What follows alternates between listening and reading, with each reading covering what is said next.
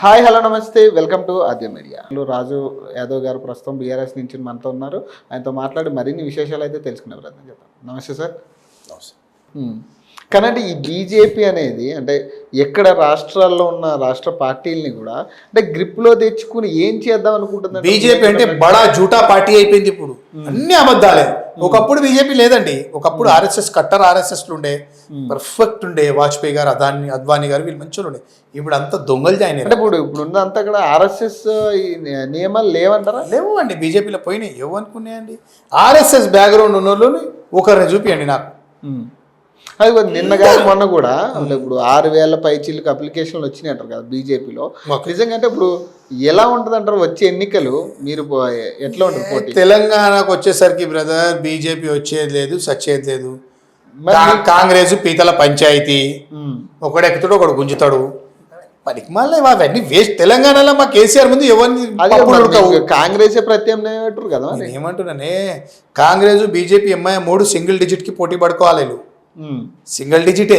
నేను 9 సీట్లు, నువ్వు 8 సీట్లు, 7 సీట్లు గితే. సింగిల్ డిజిట్ 90 సీట్లు పక్క కొడతాం మేము. మరి ఎట్లా అంటే 90 సీట్లు వచ్చే ఛాన్స్ ఉంటుంది అంటే ఇప్పుడు డబుల్ బెడ్రూమ్ విషయంలో కానీ double bedroom 1,00,000 double bedroom almost complete అయిపోయింది. మరి ఇప్పుడు కమిషన్లో తింటారు అంటారు కదా. ఏ కమిషన్ ఏడో ఒకటన్నా నేనేం చెప్తా బైసాబ్, మీరు ఒకటి నాలే. ఇప్పుడు ఒక ఎమ్మెల్యేను ఒక మంత్రో డబుల్ బెడ్రూమ్ ఇచ్చే గరీబుల దగ్గర తింటాడు ఆ కమిషన్? తినరు.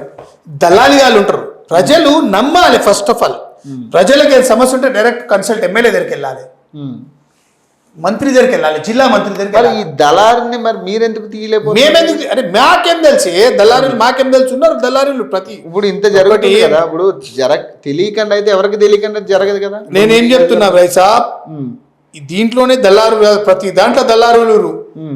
ఇవాళ మీకు ఒక ఇంజనీరింగ్ సీట్ కావాలన్నా దళారులు, ఒక ఇంజనీరింగ్ సీట్ కావాలన్నా దళారులు, ఒక డిగ్రీ మంచి కాలేజీలో కావాలన్నా దళారులను పట్టుకోవాలి.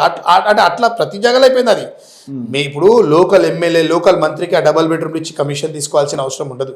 చిల్లరగాలు ఉంటారు, ప్రతి పార్టీలో ఉంటారు ఆల్రెడీ. మా కానీ అంటే మీరు టిక్కెట్లు అనౌన్స్ చేసిన తర్వాత మీ పార్టీలో జరిగిన రచ్చ నిజంగా మొత్తం అందరూ చూసారు. సీనియర్లు కూడా బయటకు వచ్చి కొట్లాడారు కదా ఆ రోజు. అంటే ఎందుకంటే అంత సీనియర్లు బయటకు వచ్చి కొట్లాడి ఆల్రెడీ రన్నింగ్లో ఉన్న ఎమ్మెల్యేలు కూడా బయటకు వచ్చి మాట్లాడడం జరిగింది. అంటే మరి దాన్ని ఎలా చూస్తారు? మరి అంటే ఇందులో వీళ్ళందరూ బయటకు వస్తే పార్టీకి దెబ్బే కదా. ఎవ్వరు ఎక్కడ పోరు. ఒకటి గుర్తుంచుకోవాలా, నేను మీ ఆద్య టీవీ త్రూ చెప్తున్నా కదా, మీరు రాసి పెట్టుకుని రికార్డ్ అవుతుంది కదా, రికార్డ్ చేసి పెట్టుకోండి. ఒక్కరు కూడా బయటికి పోరు. ఇప్పుడు పోయినోళ్ళు ఎందుకు కాంగ్రెస్ వాళ్ళు చెప్తున్నారు కదా, టీఆర్ఎస్ నుంచి సీనియర్ నాయకులే వచ్చి మా దగ్గర దరఖాస్తులు వేసిరని వాళ్ళు అంటారు. అరే ఫస్ట్ ఆ కాంగ్రెస్ వాళ్ళు ఉన్న వాళ్ళని మనం కాపాడుకోవాలి. ఒక్కొక్క కాన్స్టిట్యూన్సీకి 4-5 అప్లికేషన్లు వాళ్ళు కాంగ్రెస్ వాళ్ళు చేయడం ఎంత కరెక్ట్ అది? ఇప్పుడు 25,000 రూపాయలు బీసీలకు అని, 50,000 రూపాయలు ఓసీలకు అని, ఎస్సీ ఎస్టీలకు 10,000 రూపాయలు అని కలెక్షన్ పార్టీ అది. ఇది తప్పు కదా. నువ్వు ఇప్పుడు ఆల్రెడీ వీళ్ళు డిసైడ్ చేసుకోరు 119 మందికి ఎవరికి ఇవ్వాలో. మళ్ళీ ఇదంతా డ్రామా, అంతే డ్రామా, అంత డ్రామా. ఆల్రెడీ ఫిక్స్ చేసుకొని అన్ని డ్రామా. ఏం డ్రామాలు ఏం పని చేయ, ఎవరు ఎన్నిటోళ్ళు లేరు. ప్రజలు ఇప్పుడు పాపము ఎవరో 25,000 50,000 ఆస్పిరెంట్గా వచ్చిరు, వాళ్ళు నామినేషన్ ఇచ్చిరు. చలో మా పేరు వస్తుందేమో అని వాళ్ళు అటో ఇటో చేసి ఏదో తిప్పలు పడుతూ ఉంటారు, ట్రై చేస్తూ ఉంటారు.